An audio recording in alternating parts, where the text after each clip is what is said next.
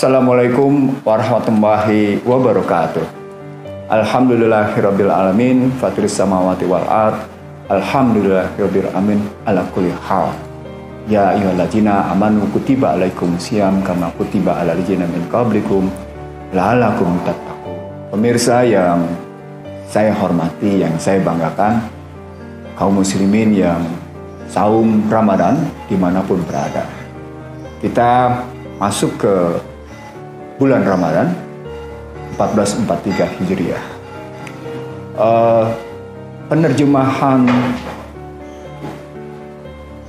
puasa secara umum memang menahan diri dari haus dan lapar, dari syahwat, dari amarah sejak subuh sampai dengan maghrib.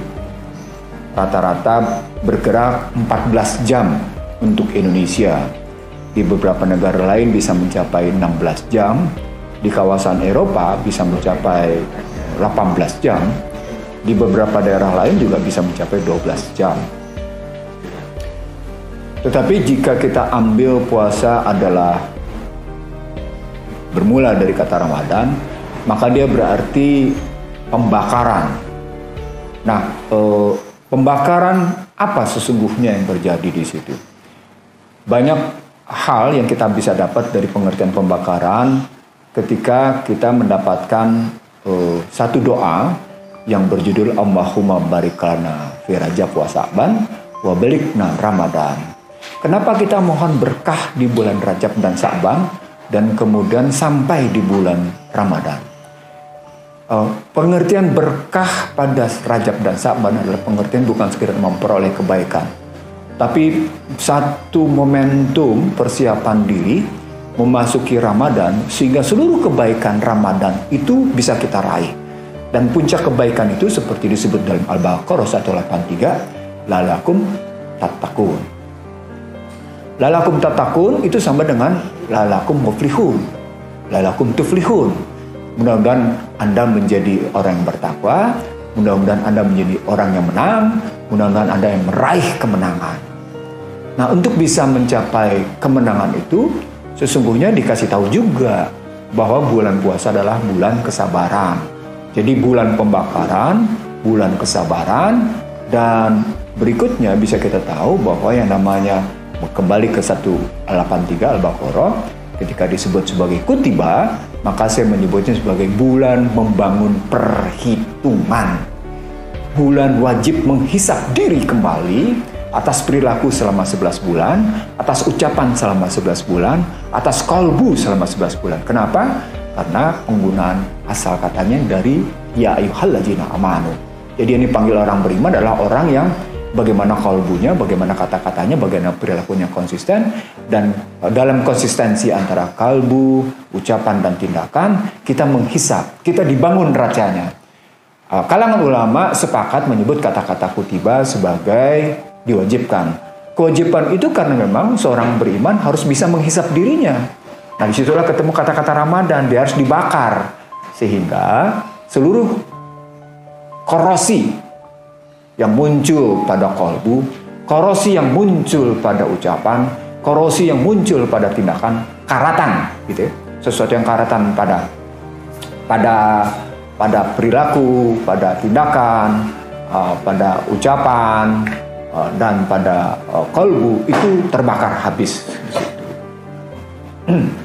Nah, dari sana sesungguhnya bisa kita tangkap, ternyata saum Ramadan itu dia salah satu metode pembelajaran yang membangun disiplin diri yang demikian tinggi.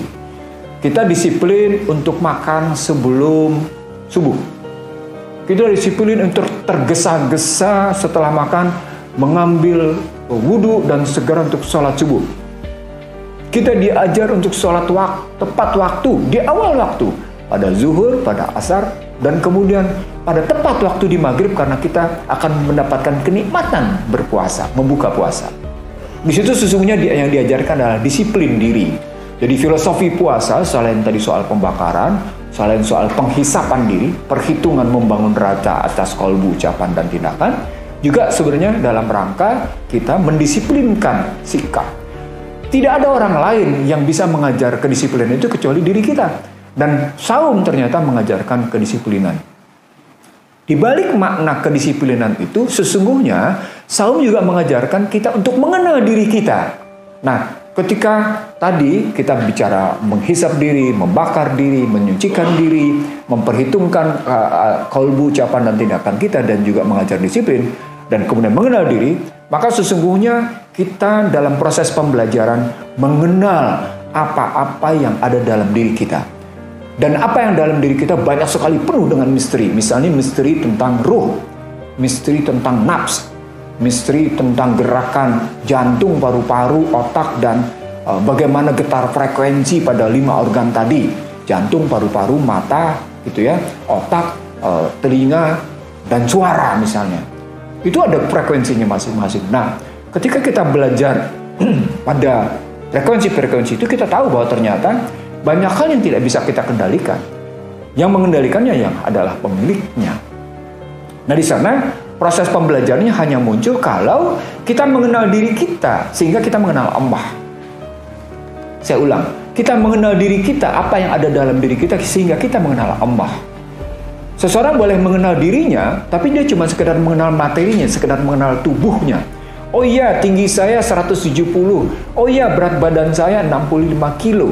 Oh iya, tingkat kesehatan tekanan darah saya sekian, tekanan darah rendah saya sekian, kandungan trigliserid saya sekian, kolesterol saya sekian. Itu dia kenal fisik. Tapi yang dia mesti kenal dirinya adalah sesuatu yang di non fisik. Nah, puasa mengajarkan pengenalan diri yang non fisik. Selain mengenal fisik, misalnya kalau pengenalan tentang fisik, Anda merasa lapar. Merasa lapar itu Anda mengenal diri Anda lapar, lalu Anda diajar untuk berempati. Oh iya, orang miskin lapar juga. Ketika Anda mengenal diri lapar, mengenal pihak lain lapar, pada saat itu sebenarnya menyelusup satu nilai, Anda diajak untuk mengenal Allah. Apa poinnya di sini? Proses pengenalan, kejujuran. Kejujuran ini amat sangat luar biasa sebagai bekal untuk menyelamatkan diri, membangun ketentraman dan kedamaian. Nah, proses pengenalan ini tidak serta-merta bisa dilakukan jika kita kemudian tidak tawadu, tidak rendah hati.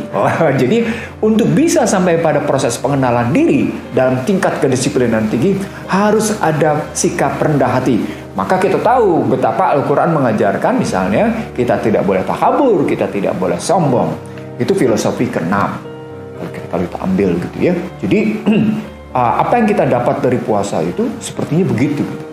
Filosofi ke-7 selain kejujuran, di situ sesungguhnya ketika terjadi proses pengenalan diri, proses pengenalan orang, proses pengenalan terhadap Sang Pencipta, terhadap diri kita, maka yang ke-7 adalah proses bagaimana kita menjadi pribadi yang bisa berbagi satu sama lain.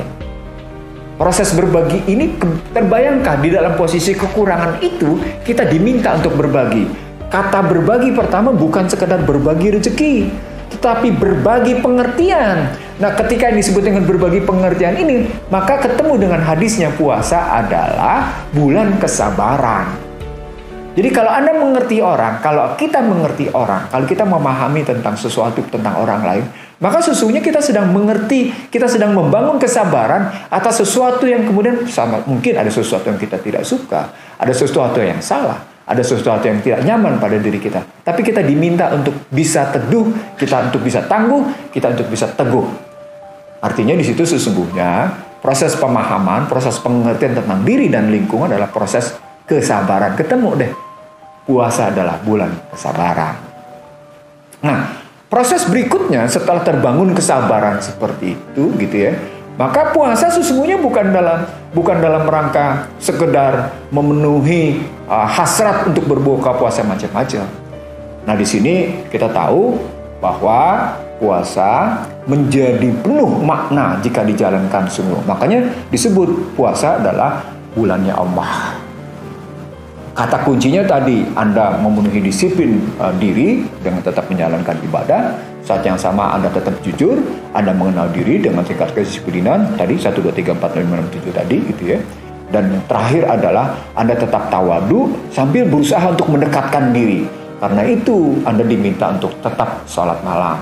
Dan karenanya terakhir adalah Anda tetap diajarkan untuk mendapatkan Lailatul Qadar. Nah, itulah puncak dari puasa sebagai proses secara menyeluruh. Filosofinya adalah Anda mengenal diri Anda mengenal lingkungan, Anda mengenal Allah dalam sikap kesabaran, dalam sikap ketangguhan, dalam kedisiplinan, dan tahu menempatkan diri dalam sikap rendah hati, tapi pada saat yang sama Anda tidak menjadi pribadi yang serakah, Anda adalah pribadi yang jujur. Demikian, wabillahi taufiq wal hidayah. Wassalamualaikum warahmatullahi wabarakatuh. Selamat menjalankan saum Ramadan.